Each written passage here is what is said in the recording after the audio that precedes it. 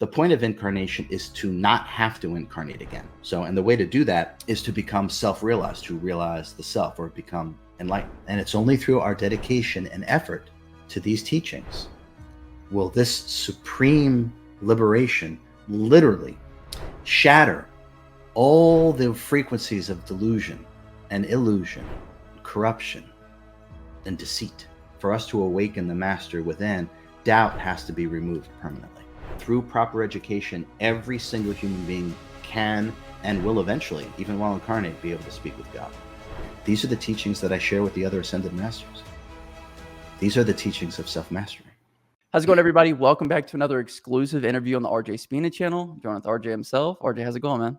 It's going very well. How you doing, Justin? I'm doing well. In this video, we're going to be talking about something that just has come out, Access Superconsciousness, which you guys can check out down below. It's RJ's third book, and we're going to be covering a lot of the best stuff from the first couple chapters in this book. Actually, chapter 1 in the introduction, and really kind of telling you guys what it's all about. So if you haven't checked it out already, it'll be first link in the comment section description. Go ahead and grab your copy today. And RJ, wouldn't you recommend that they get it on Audible and the book version so that we can get the most out of it? Yeah, absolutely. Being able to hear it narrated in my voice, and I obviously did the narration, and then reading along, the impact is far greater by listening and reading at the same time. Yeah, I can't recommend getting both for sure.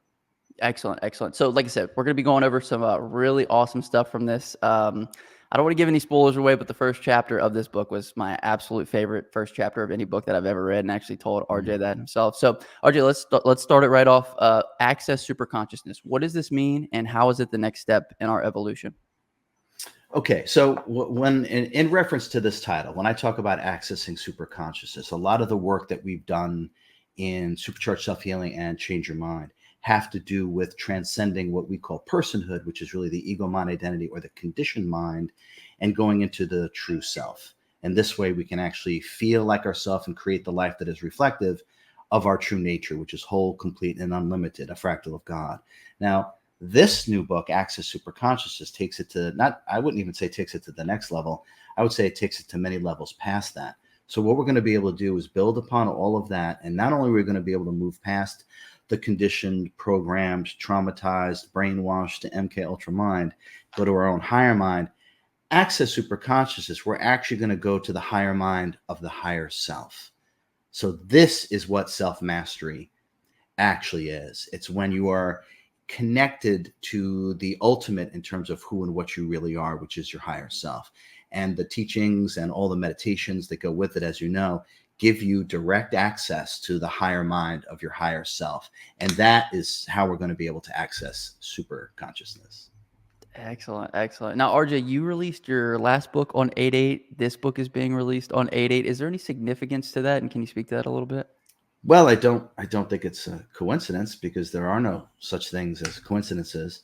So essentially the Lionsgate portends to massive shifts in consciousness and our ability to move past all the limitations that we have identified ourselves with before. And this specific date, Change Your Mind, came out on 8/8, and now Access Superconsciousness comes out on 8/8. It's very symbolic and representative of a new way of being, a new state of consciousness, and our ability to move through everything that we have identified ourselves with and closed ourselves off to through the identification with it.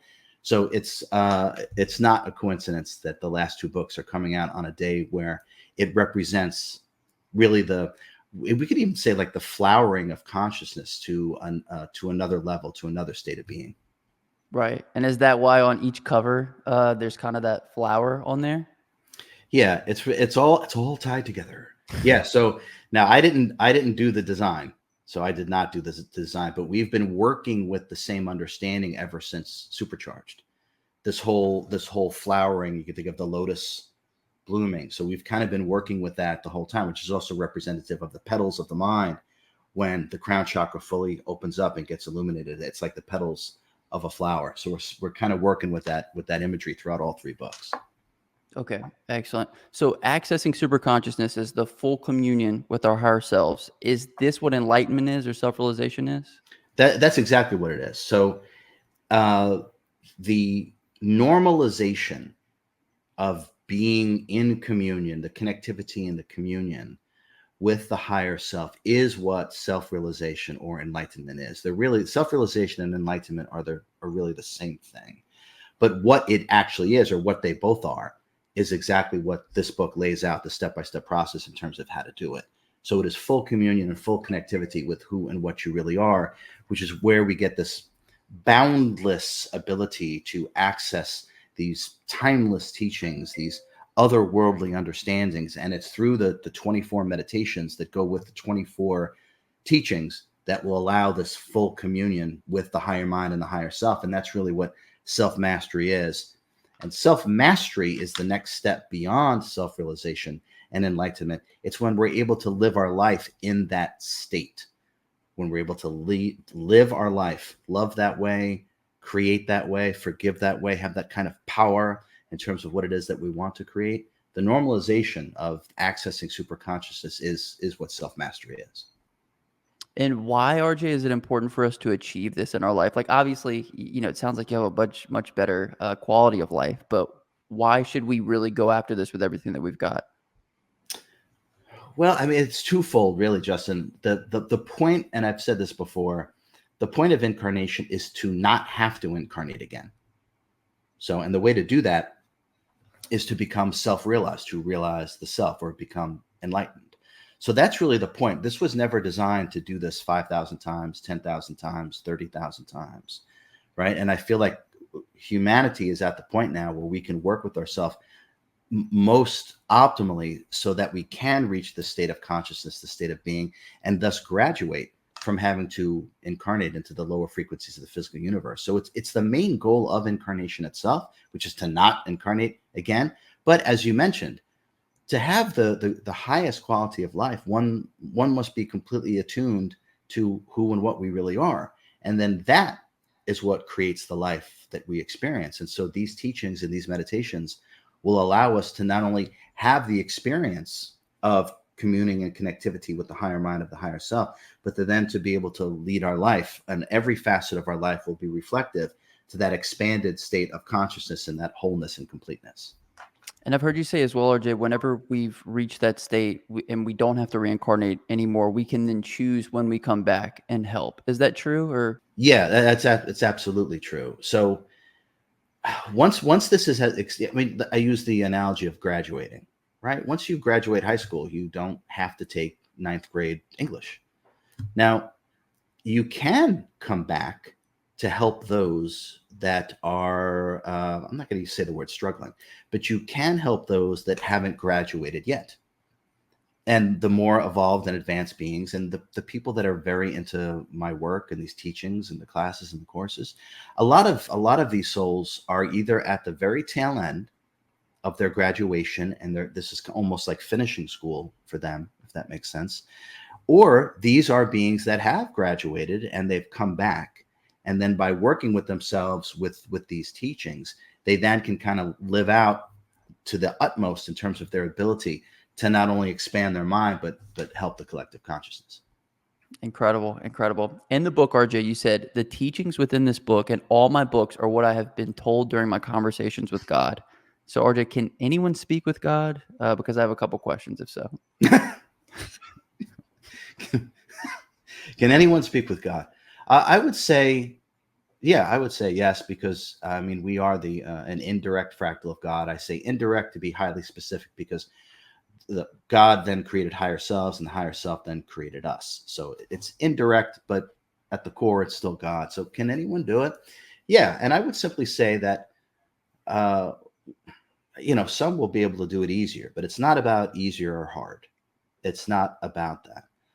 But I feel through proper education, and now finally, humanity is being properly educated on the truth about metaphysics through these books, classes, and courses and workshops. Anybody can do it. It's going to be a matter of dedication, and really everything is. And we get good at what we do repetitively. So if we do these kind of exercises, these kinds of meditations over and over and over again, it's like that analogy I use about cutting across the backyard, right, in the same spot over and over again. You wear out a path. Pretty soon that grass is gone, and that dirt trail gets wider and wider and wider. The more that you do this, you're actually creating yourself more of an open conduit in terms of your communion and connectivity to your higher self, your higher mind, and then to God. So anyone can do it. Some will gravitate towards it faster, some won't, but through proper education, every single human being can and will eventually, even while incarnate, be able to speak with God. Incredible. Wow. Talk about something to look forward to, you know? So, excellent. A really good reason for us to throw ourselves into the teachings and to really try to embody them. And that's my goal. Absolutely. So RJ, in the beginning of the book, you said it will provide this book, Access Superconsciousness will provide an underpinning of a new earth. And this new earth, of which many of you are here to usher in, will need new teachers. Consider this book your personal study guide. So can you discuss New Earth? This new earth does have to do with ascension. And by leaving, and what we're seeing is the thrashings of a dying consciousness. That's where we're seeing all this stuff come up, because in order to move past it, we have to understand it. We can't move past what we don't understand. And then at the same time, and when I say understand, I don't mean just mentally. So we have to understand our identification and attachment to these things, because that's actually what keeps us stuck in any kind of state of being or state of consciousness, which is then represented by a realm, if you will, what people call dimensions, but it's really frequencies. So it's by addressing the ego mind identity, which is formed through the identification and attachment to everything here, and letting go of that, which of course we know now how to do that by using the first two books. We're going to be able to move past this level of consciousness outside of the third frequency and move into the fourth full frequency. But until we allow ourselves to detach by recognizing the truth that we're not our ego mind identity, we can start to work with ourselves in a way that allows us to ascend. And this book could also have been called Supercharge Your Consciousness, because this book, with the 24 teachings and 24 understandings with the accompanying 24 meditations, it's impossible not to start to have that ascension or liberation actually tangibly take hold. So that's why this book and the preceding two books are so essential for humanity. Excellent. And would you say that the people that are drawn towards your teachings are the ones who are here to usher in, the new earth, if you will? Yeah, without the people that are drawn to the work, to the what it is that I'm doing as RJ, are actually people that are going to be incorporating these things in terms of the embodiment. And by embodying, only embodying, not by parroting, by embodying these teachings, you actually become a teacher, because you now are the frequency, you hold the space, you are the vibration of this new way of being, of this new understanding. And those that are specifically drawn to this work are ravenous about this work, because they know deep down inside this is actually what they have been looking for, or what's been looking for them. Might even be a more accurate way of saying that. But those that embody this work are the teachers of the new earth. And we're going to see this. We're going to see this take place over the next several years. And it's going to be, I would say, really up even until 2029. There's going to be a lot of new teachers that are going to step forward in terms of embodying this supremely high consciousness, these teachings themselves. Okay. Excellent. Excellent. And do you think those teachers could possibly be people that are watching you now? For sure. I mean, not even possibly, for sure, without question. And it's, as you know, by going to the workshop, it's warmest next to the fire. So those that are truly desirous of liberating themselves, and through your own liberation, your mere presence here will be a lighthouse for all those in an area bathed in darkness. So those that are drawn to this, absolutely, you already are the new teacher. It's the unveiling is simply taking place right now. Wow. Wow. Okay. Excellent. Excellent. Excellent. In the book, RJ, you said develop a daily practice where you perform one specific meditation multiple times a day for an entire week. Master it and experience its tangible truth within you.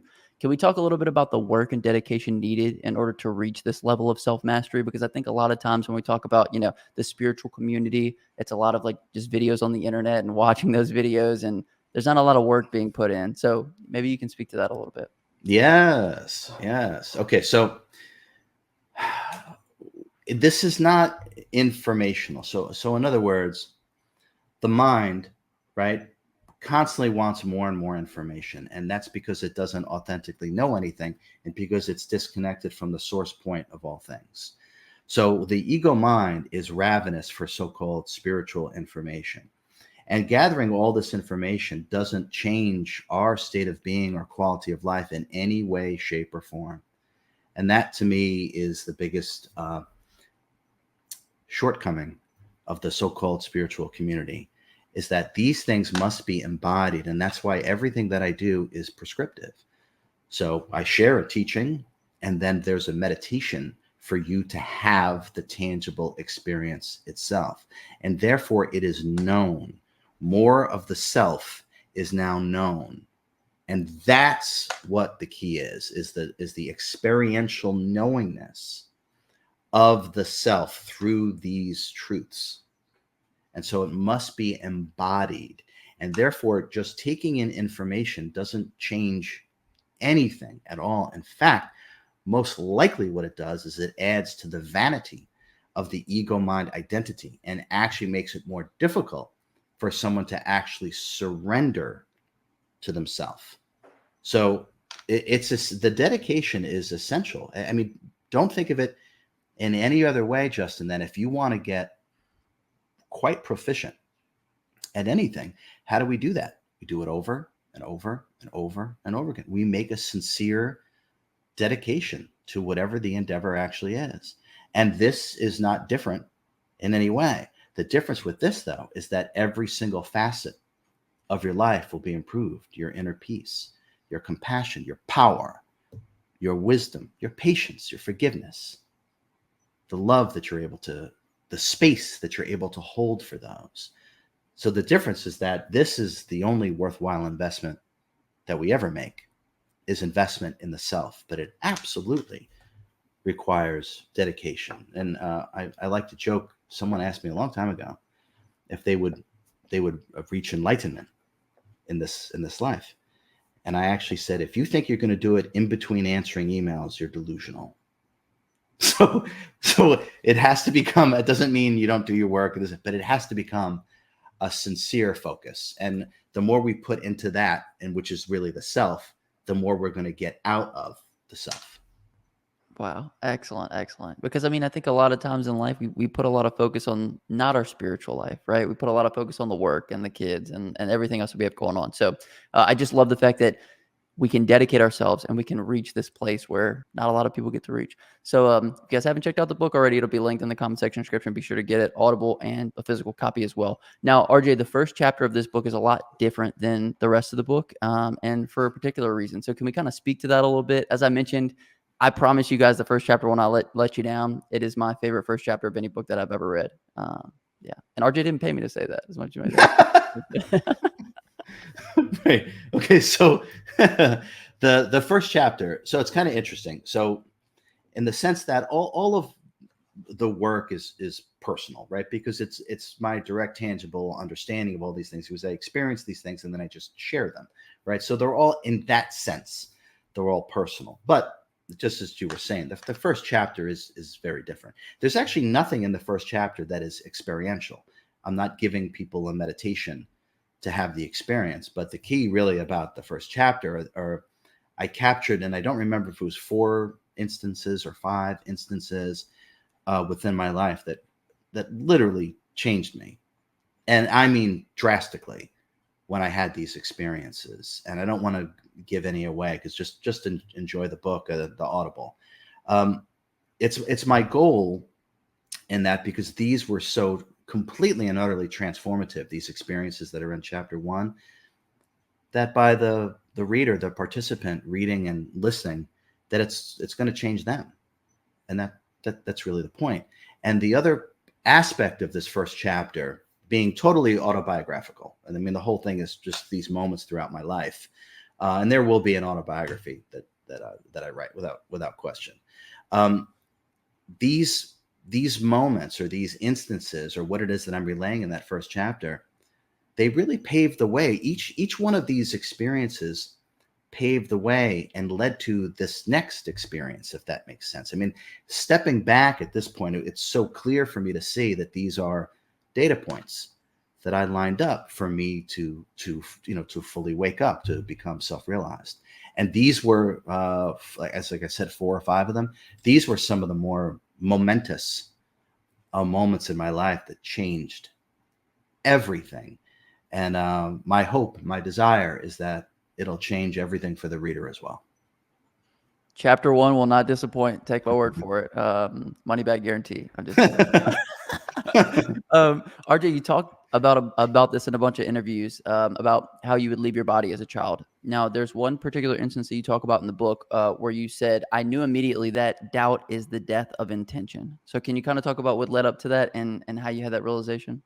Yeah, yeah. And so it's certainly captured in the book, but it had to do with leaving my body as a kid, which would just sort of happen. I wasn't consciously trying to do it, right? So when I would come to the awareness that I was again outside of my body, and I wanted to first start to explore.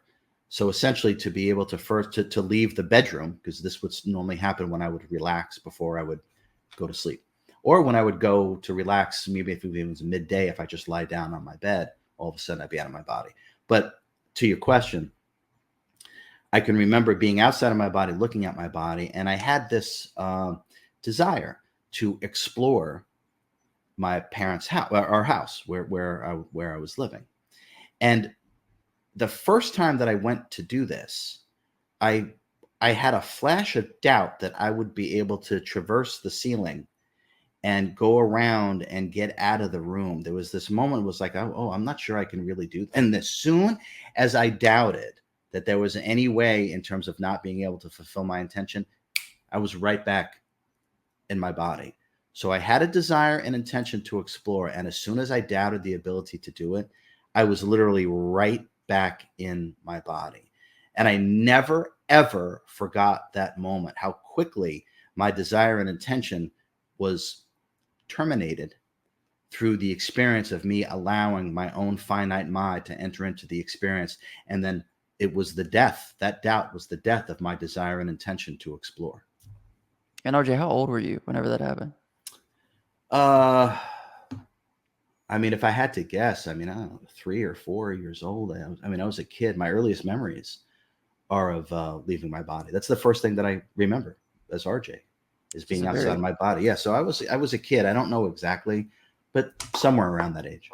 excellent, very profound experience to have that young. So, doubt is the death of intention. How often in our daily lives do we let doubt get in the way of everything that we desire, right? Yeah, that's what actually gives energy to an alternate manifestation that you don't desire. So, no, this is part of how we create parallel conditions. These are then experiences and manifestations that we actually don't desire, and we're actually creating them through our doubt because we have not gained mastery, which is what access superconscious is all about. We have not gained access over, or I should say, dominion over the body mind complex. And that's part of what this book is, to give everyone the ability to have dominion over the body mind complex and therefore our energy. And therefore, we don't create situations or experiences through doubt that we literally don't want to experience.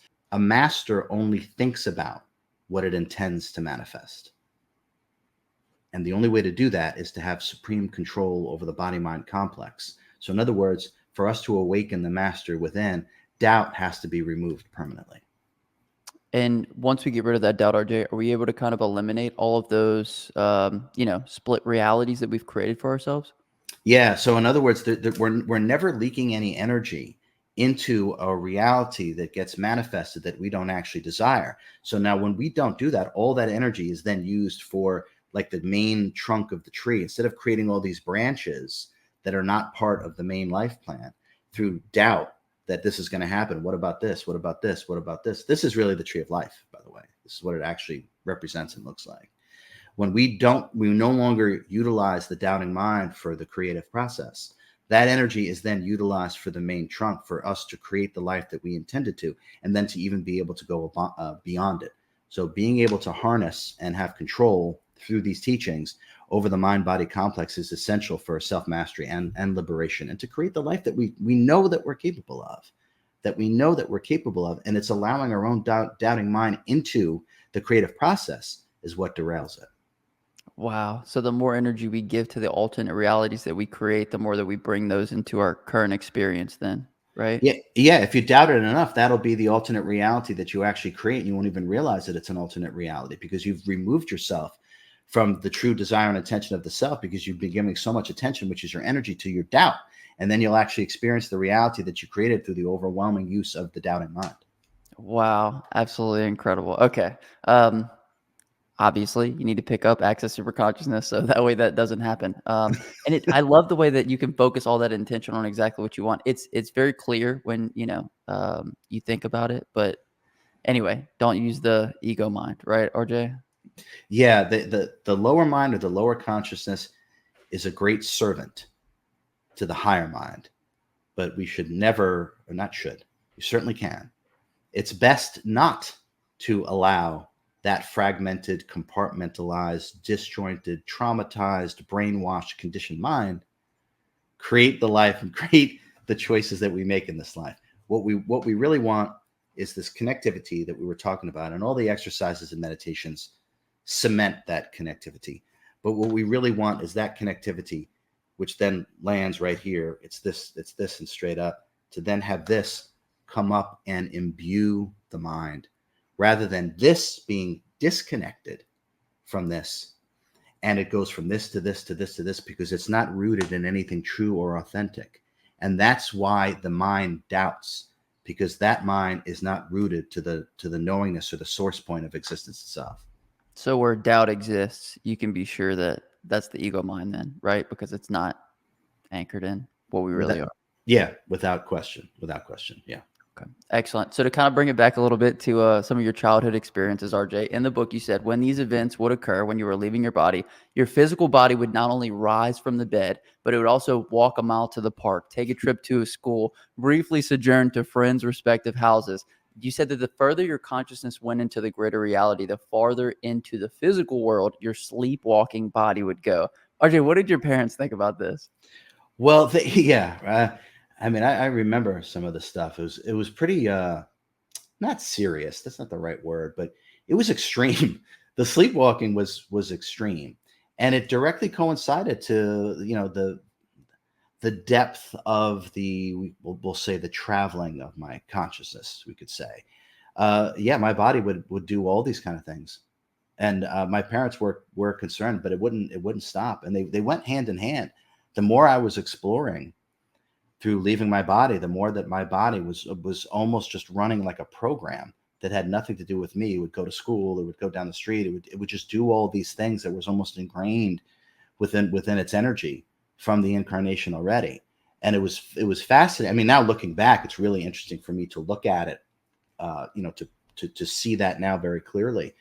But yeah, it was wild that my parents had to try to rein that in. I mean, they would often have to check to see where I was, and if I wasn't in there, they'd get in the car and start driving around to see where the hell RJ went. I never endangered myself, but it was. I mean, yeah, I would be at school, I would be a mile away, but it did have to do. I think that's important for people to note that the ingrained energy patterns, because the consciousness that's left, the ingrained energy patterns would take over, because there wasn't a residing consciousness within my body, and then the body would just get up and start doing these things through sleepwalk.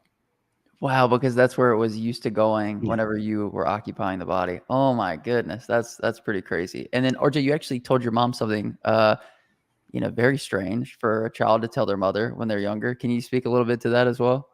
Yeah, well, I won't ruin it, but yes. Um, Again, I don't know how old I was, but I was very young. But I told my mom everything that I would do in this life. Um, I told her why I'm here. I told her how old I'd be when I leave my body. I told her the purpose of me being here. I explained some of these experiences actually that I would have. I told her that, and I remember the look on her face still today, looking at me. And again, it was too specific, like to just write off. And she's like, how do you know any of this? And I said, I just remember everything. I remember everything. She's like, remember? I'm like, yeah, I already planned all this out. Now I'm actually going to act it out. So that was part, without giving the specifics of some of the things that I said. But yeah, I told her how old I'd be when I die, what I'm going to do, why I'm here. Yeah, absolutely. So RJ, like, did they think that they needed to seek attention for you, like, from a doctor? I mean, I don't. Yeah, I mean, yes and no. Yes and no. And it was so beyond what any parent would be prepared. What's your kid like? Well, it likes to do this, like that. Well, my kid is exploring the multiverse, talking about. But anyway, they were concerned, but at the same time, I was so clear and so calm about everything, and it was obvious even then that I was so connected to something very deep and powerful, very truthful, that they just didn't know what to make of it. So it was kind of like, that's just our son. He's just so different. But they definitely had a concern, and I don't blame them. I don't blame them. I can understand why. But that being said, there was nothing anybody could do about it. And when someone wanted to try to steer my life, including my parents, even as a kid, I used to say, "This is my life. You lead yours, I'll lead mine." I would say that as a kid. So it's like they had nowhere to go. They had nowhere to go with that. Like I couldn't, in that sense, I couldn't be parented, right? Which, gave specifically my dad, he wasn't able to control me in the way that he was controlled, the way that all, our ego mind is controlled. So he couldn't control me in that way. And I think that led to a lot of frustration, which then eventually led to outbursts, physical, violent outbursts, as well as not being able to deal with the emotions. But yeah, I'm sure it was difficult. Maybe at some point we should talk to my mom. We'll bring her on. How fun would that be? Yeah. Okay. So RJ, transitioning from, obviously your childhood in the book, you went through a very dark time in your 20s. So much so that you almost took your own life. So can we kind of speak to where you're at in that moment and why that was necessary for the evolution of RJ? Well, I would say, I mean, we can look at it now without me going on and on. I mean, a caterpillar has to destroy itself to become the butterfly, to actually allow for it to be what it truly is inside. And so I had just gotten to the point where I had not awakened myself enough. There was too much of the ego mind identity, the suffering that was going on. There was a lot of loss. And again, the book will do a much better job, but there was a lot of loss. There was escalating violence in my house. And I wasn't able to bring myself out, the butterflies. It wasn't able to come out, and I could feel it, and I knew it was in there. And the just the anguish, the brutality, the loss of everyone that I so dearly loved, that were most important to me. People were leaving their body, dying like crazy in a very short period of time. And then you combine that with me not being able to be myself, and violence, at home. It just became too much. I just wanted it to stop. I just wanted it to stop.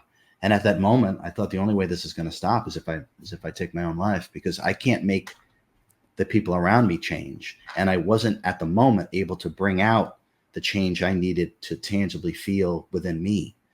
And so the only other alternative, at least that's what I was thinking at the time, because the rage and the pain was so profound that I just wanted to end. And the only way I could think of doing that at that moment was to end my life.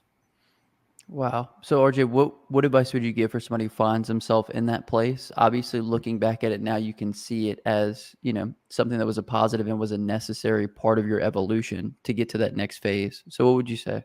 Yeah, I would say that no matter how evolved, masterful, whatever it is, everyone goes through these very, very, very dark times, but know that you are going to come out on the other end. And you coming out on the other end may come about through very unusual or unexpected circumstances.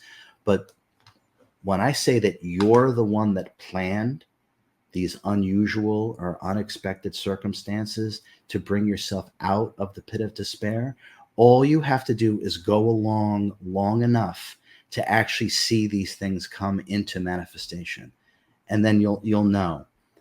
Don't identify so much with the pain and the suffering and the misery, and try to remember that you're just the awareness, and that all of this is actually a process, your own process, your own doing. Even if someone is causing you harm, whether it's violence like was happening at my house, or any kind of traumatic events through people around you, These things are going to serve as a catalyst. And the more tension, the more what I call evolutionary tension that we put upon ourselves, the more that we're going to skyrocket in terms of our liberation.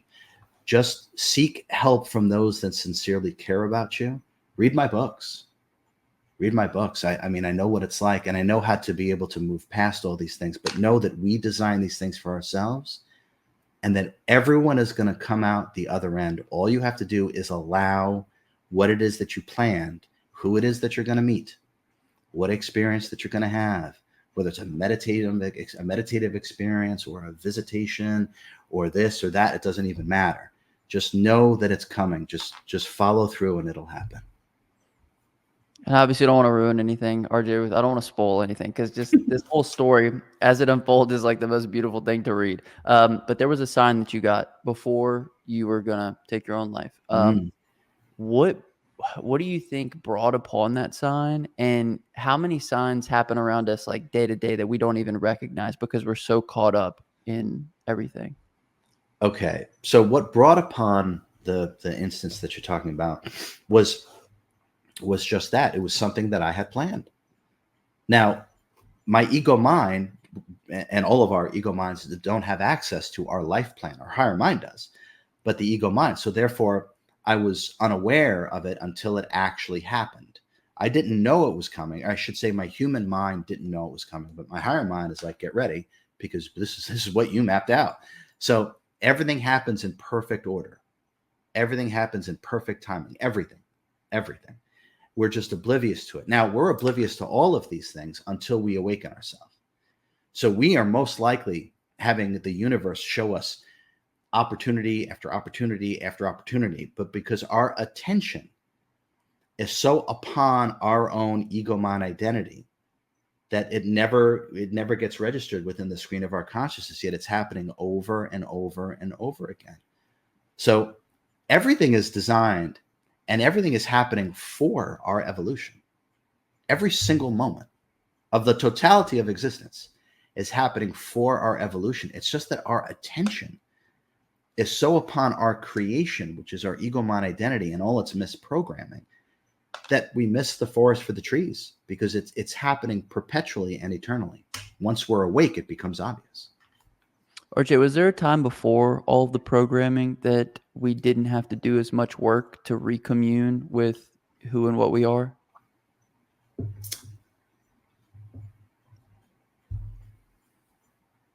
Well, it would depend on the timeline and the frequency. So the lower the frequency, the more work is required. The higher the frequency, it's just to use an analogy. It's probably easier. I like analogies. So it's easier to think of an analogy. When you're underwater, and you can think of that as where we are now. You can think of that as being in the lowest frequencies of the physical universe. And the energy, just like the water, you can't move fast, can't see very well, can't hear very well, right? Limited functionality, limited mobility, limited access to information to be able to work with yourself properly. So that requires an unbelievable amount of dedication and effort when we experience these lower frequencies of the physical universe, which is where we are, and we're starting to move out of that. Now, look at how we feel when we're on land. Night and day difference, right? We can move better, hear better, see better, access and information, better mobility, better functionality.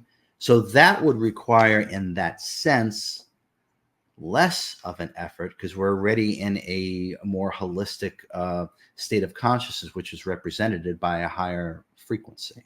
So it's going to come down to the frequency and the timeline. But certainly where we are now, this is like level 10. This is it. It doesn't get any harder than this, but the reward is greatest. And so everyone here is incredibly brave and likes a challenge. And so that's why we do this. That's why we're coming here for this. But the further down, there is no up or down, just in terms of frequency. The lower the frequency, the more work must be done, because the body mind is attuned to and part of the local environment, which is very low frequency. But what we are is not. And so therefore, the directive of having to go in and work with ourselves optimally becomes more and more paramount. And so in that sense, there's more work to be done when you're in a lower frequency. Excellent, excellent. RJ, so the next kind of step in your journey was you actually met somebody who played an integral role in your awakening. Is this something that obviously it's something that you had planned out, right? And do we plan people to come into our life to help us with our evolution? Absolutely. Now, absolutely. Okay, so when we think of maybe like our immediate family, right? And no one knows how to push our buttons like our family, right? Okay, they're also there for our evolution. Everything and everyone is there for our evolution.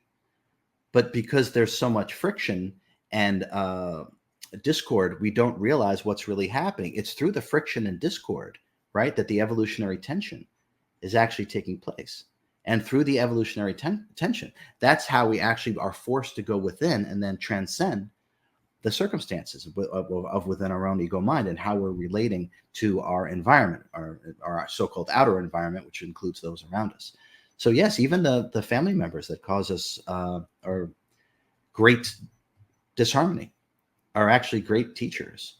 So and I think what you're probably more alluding to, but that's still the truth. What you might be more alluding to is maybe highly advanced beings or teachers that are here to help our evolution. Absolutely, absolutely. There are always a small handful of what I would term authentic masters here, and they normally stand out and they'll speak to you. You'll be drawn to them. You'll gravitate towards their work. And Yogananda, was just incarnate.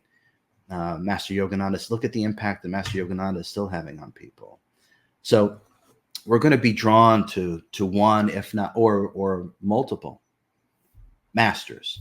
But just know that there's always a couple of them incarnate right now. And if someone speaks to you deeply on this deep level, that's resonance, and that's you knowing that this is for you. So there's always a couple of them there, but everyone is our teacher. And I really mean that. Everyone is our teacher. Some might be as annoying as hell, but every single one of them is a teacher. And you guys will see in the book, but just how he came into your life at the perfect time. It was like you knew that there was more that you guys had to do. RJ, with regards to making space in your life for people to come into it, is it kind of along the same lines? Like, does there need to be a space for somebody that needs to come into our life to be able to come into it? Well, the more identified we are with the past, the more the future is the past, right? So if we desire the allowance of these new experiences, these new data points, the more that you can let go of the identification with the story, which is your past, which we then keep throwing right in front of us and stepping into it, and therefore the future is the past. I mean, it actually really is. So the less that we can identify, and how do we do that? Pretend you just arrived here, no past, no future, and then start over. Now that kind of wipes the slate clean, and it will tell the universe that you are allowing new experiences to show up within the screen of your consciousness. Excuse me. And these experiences will also represent experiences with people. New people will come into your life. So the key is to be open-minded, and to be open-minded, the best way to do that is to not carry around the story of the identification with the past. And then therefore we can experience our data points along the timeline of our life and allow these experiences and these people into our life because we have an open mind, which shows the universe that we're ready for that data point. Excellent. So if you want to fulfill the highest potential of, what this life could be, you need to make sure that, you get out of the ego mind, right? And get into connectivity with who and what you really are. Mm-hmm. Absolutely. And it's as simple as mastering being present. It's the single most important thing from my perspective that everyone would get the most out of in terms of their quality of life is to master being present. And that's what that meditation masterclass is. All of these things, everything I do is designed to bring you back to the present moment and to the depth of the self. And the simplest, fastest way is just pretend you just arrived here. No past, no future. And start from there. I don't want to ruin anything, RJ, well, because there's a lot of great parts towards the end of this first chapter. But the guy that you met invited you to a group reading. And Mm. during that group reading, he noticed that you had someone with you, a family member with you that had passed away. Is that something that our family does after they pass away? Could they still be with us, watching over us? You know what I mean? Yeah, without a question. Without question. Yeah. In fact, I would say that's more the norm than unusual. Right. So yeah, my friend in the book, uh, based upon how incredible his abilities are, uh, was picking up on that immediately. And this is when I was literally, going to end my life. And so this experience was happening literally the day before and then the night of, when I had determined that I was going to end my life. And so having that experience and what he realized and what he shared, it became so undeniable, which is why it came right at that moment when it had to come. When I had my pain and suffering, I had identified with it so much that the grief just swallowed me whole. And so I just wanted to get out, but yet this is what was occurring, and it was so undeniable what was happening. There's no way this person that I seemingly just met could know these things and then could relay these things that no one knew. Things that had happened 18 years, 20 years earlier. And I just met him once prior. We went to lunch. It was just a group lunch with friends, and there he was. And so I couldn't live in that state of denial anymore. And it brought me to this culmination point that I had to come to, because it was either this or it was this. And this moment was so absolutely life-changing. And I would say, I mean, that might have been the most important night of my life. And when you get to this part in the book, you guys will not be able to put it down because it's just absolutely incredible. And this isn't a spoiler. Obviously, you needed to meet this person. You needed that experience to happen to know that it was very serious. And the last thing he told you before you left, RJ, was, "You don't understand. You are the wisest of men. You must wake up, or you will never make it in this life." So, how stifled is our potential based on all the things that we're stuck in on a day-to-day basis? Because RJ, you were RJ the whole time, but you could not see it because you were so bogged down by everything that was going on. And when he said that to me, the last thing I felt like was the wisest of men. That's the last thing I felt like. Now that's important to look at. Now, the last thing I felt was the truth about those things, about those statements, because I was so disconnected from myself, from that aspect of myself. All my attention was on body consciousness, my emotions, my thoughts, identifying with the experiences that had happened, the traumatizing events. So all of my focus and attention was on those things. And therefore, when our focus and attention is on those things, that's the only thing we can experience. And meanwhile, all the love, all the wisdom, all the peace, all the power is completely and utterly unrealized, and therefore can't be tangibly felt. And so when we reach the point of when we're actually contemplating taking our own life, that tells us how far away we are from who and what we really are. And this is universal, because we're so occupied. Our attention has been on our character and our story and body consciousness for so much and for so long, that eventually it'll just become overwhelming, which is why all ego mind identities are designed to fail, which is why the caterpillar has to destroy itself to become the butterfly. So, and you could think of that destruction as the liberation or the destruction of the ego mind identity. And then we can actually feel the depth of our peace, of our love, of our spaciousness. And when we're truly disconnected is when we're having the hardest time in our life. And it happens to everyone, and myself included. It happens to everyone. It's part of the process. The key is to know that there's more to you, to feel and to know. I know there's more to me than this. I know I can get past this. And if you're able to tangibly let that start to spread, your actions and the things that you start to do will be reflective of this thing that's starting to open and flower, which is you, which is the self. And so we will have circumstances, we'll meet people, there'll be certain events in our life that will almost make it impossible not to step out of an aspect of that character so we can experience more of who and what we really are.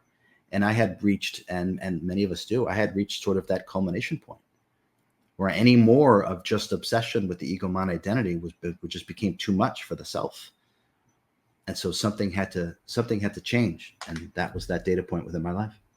It seems like you put some really hard data points in your life, RJ, because like even once you got past that point, you still had, obviously overcoming the paralysis next. So pretty incredible. But for us to truly realize our fullest potential, we must embody everything that is taught within accessing superconsciousness. Wouldn't you say so? Absolutely. I mean, that's why I say it's the handbook. This is it. This takes all the teachings and understandings of supercharged self-healing and change your mind and takes it to not even the next level, takes it to the next 10 levels. I mean, there's, as you know, the teachings are so simple and so profound and so immediate. And then you have a meditation that goes with it. I mean, there's no way to be the person that you are prior to reading the book and then be that same person that you are after doing it.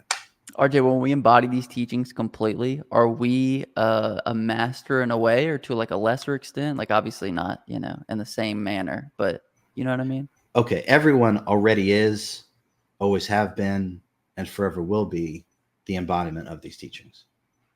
We all are right now and always have been. Where's our attention? What is it on? Is it on your thoughts? Is it on your story? Is it on past events?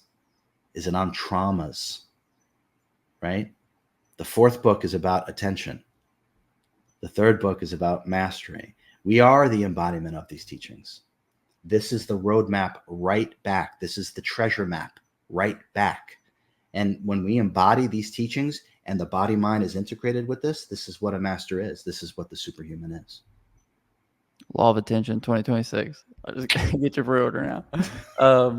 Anyway, okay, RJ. So to kind of like wrap the end of this first chapter, you made a statement, and guys, like you have to read this first chapter. Like if you obviously read the whole book because your liberation depends on it, but the first chapter is incredible. There's a bunch of stories in there, but one of the things I took from it was we solved ancient mysteries that stumped humanity for eons of time. RJ, can you expound on that? Even a little bit. Okay.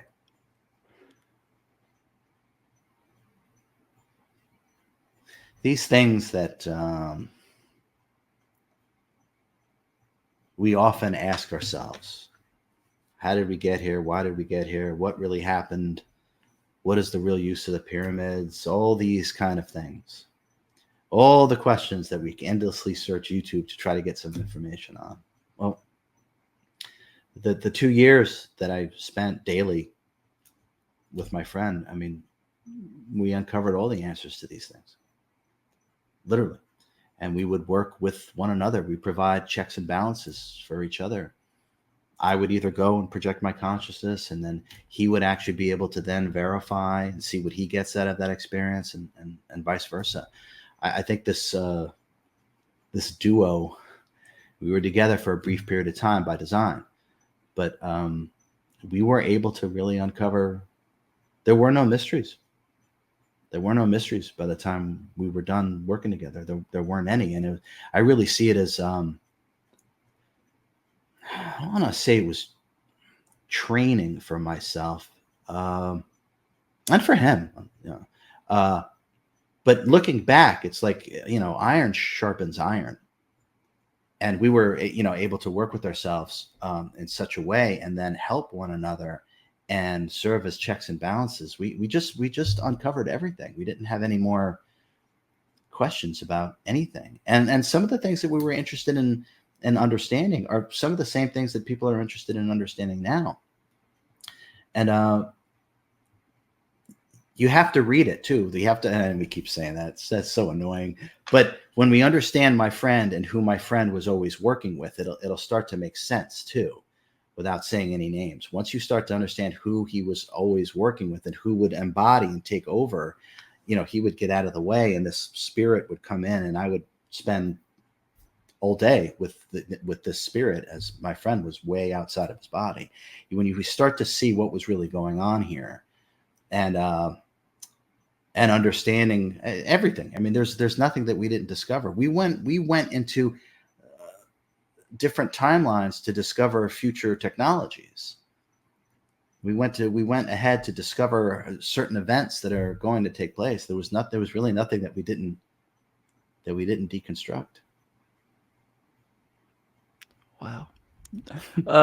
Incredible. And hopefully we'll get some of that within the autobiography, wouldn't you say, RJ? We can get a little taste. I think so. I mean, this was not necessarily the book to that. And again, the point of me capturing or relaying some of these very momentous moments is because these were the data points that did ultimately lead to my liberation. I had immersed myself and created a life that was so far removed from the prescribed notions of the life that we're supposed to create. So I was living it. And by living that reality, it helped foster my liberation from my own ego mind identity and from the conditions of the lower frequencies. But yeah, some of these things that him and I did, and a whole bunch of other things, it's more suited straight for an autobiography, but these moments were absolutely part of my own liberation, part of my own accessing superconsciousness and self-mastery. So they belong here in the book as well. And RJ, one small question off of that: how far removed are we from what the truth is with our present knowingness? So if you have a coin, right, heads or tails, right? The other side, how different the other side is the complete opposite. It's like that. There you go. Okay, excellent. RJ, this was great. If anybody hasn't pre-ordered or picked up a copy, first link in the comment section description. Any last words with regards to anything from the book that we want to mention? I mean, I think I said it. I said it once before in a video. This book, Access Superconscious, really is my favorite book. It truly is. Now, I will most likely say when my fourth book comes out that's my favorite book. But in terms of the books that I've written as RJ, Supercharged Self-Healing and Change Your Mind, this book really brings all of these new understandings and ways to work with yourself and truly brings it to a whole other level. And the potency and the power of the teachings and the accompanying meditation, there's nothing like it. It can't be replicated. It can't be duplicated. And all I want to do is just leave all of this here. It's really my goal as RJ, is to just leave all of my love and wisdom here. And this book, the teachings in this book, is a big, big part of doing that. These are the teachings. I make no bones about it. These are the teachings that I share with the other ascended masters. These are the teachings of self-mastery. This is actually the protocols, the way to go about the alchemical process of total unification of Christ consciousness or Buddha consciousness or Master R, however you want to say it. This book is it. It's going to take the teachings and the understandings that we've been working with so far and allow us to live in a way that is beyond, at this moment, beyond our imagination. All right, RJ, I want to end on this note. You ended the introduction with this statement. There's one thing I require of you in return, my friend. I demand and command the frequency of your liberation to echo throughout the multiverse, its polyphonic symphony eternally reverberating, shattering the confines of ignorance and deceit once and for all. Now do we broadcast the signal that rattles the cages throughout the ages. Awaken all sages. The fire of truth now rages. Wow. Like, talk about a powerful way. So, RJ, what is everyone who reads this book? What is their duty to, uphold the principles within it? Yeah, this by embodying, by giving forth dedication and effort to these teachings of self-mastery to be able to access your own superconsciousness. It changes everything everywhere. And this is the moment that humanity has been waiting for eons of time. It is literally upon us right now. All of us have planned this. I just remember. We have planned this for eons of time. All of us have meticulously worked out to make sure that we're here for these moments that are taking place right now and that are going to continue to take place. And it's only through our dedication and effort to these teachings will this supreme liberation literally shatter all the frequencies of delusion and illusion, and corruption and deceit. It's by working with ourselves optimally. This is the time. So that's why I thought it made sense to end the introduction with that. Strong ending to an introduction. And so, hey, look, now it's your duty, not yours, RJ, but everyone watching's duty to, live this and embody it. And like you said, be a lighthouse for everyone around you, a permission slip, if you will, just as you've been a permission slip for all of us for our own liberation, right? That's it. Exactly. And when we think about being in a room bathed in darkness, right? And one light goes on and now everyone can see. So we're all going to play that role. We all are most likely already playing that role. The key is to ignite the self, right? May every notion I give birth to bring about the victory of the light. And that's what all of these teachings are about. The light of the self with the capital S. And this is literally like when you throw a rock into the water and you have that first big splash, but look how far those ripples keep going. That's what we're doing when we work with these teachings. Those ripples will reverberate eternally and echo throughout the entire multiverse. And those ripples are so powerful and so high frequency that they will permanently shatter the confines of ignorance. If there's any question to how supreme the teachings are, I think you just have to look at how well everything is written. I mean, it's just like, it's incredible. Can you say that one more time, RJ? May the light of the self. In terms of like being in a room bathed in darkness? No, you said, like, you had that saying that you just said. It was like, may the light of the self. It was something to that effect. It was so beautiful. I don't know. I already forgot it. Who didn't write anything down, RJ? Do you remember? Confucius. Confucius never written anything down. Confucius. Now the people around him definitely wrote it down, right? But Confucius never wrote a single thing down. Absolutely. His take on it was that his teachings or his embodiment won't be used properly. It'll be misused. And therefore, I'm not going to bother writing anything down. If you want to learn from me, come right now, because I'm here right now, but I'm not writing anything down. Now, luckily for us, and I talk about Confucius in the Ascended Master chapter. But luckily for us, those around him did write things down. So the key is the embodiment. Nothing else matters. Not be able to parrot something that Confucius said or that Christ said or yoga, whoever, not to just repeat it, to be the embodiment of it. Now that the key understanding is that we already are. It's just that our attention is on something else. We're all already it. And it's my highest desire that these teachings bring us back to this it, and it becomes normalized. It becomes permanent. And then our connectivity and communion with the higher mind of our higher self is how we actually live our incarnations moving forward. RJ, thank you so much for giving us the opportunity to do this, man. We really appreciate it. You're most welcome. It's my pleasure. For everyone. It's my joy and my pleasure. You're most welcome, my friend. Absolutely. If you guys haven't already, get the book because it's your duty. All right. We'll catch you guys next time. Thank you so much, RJ.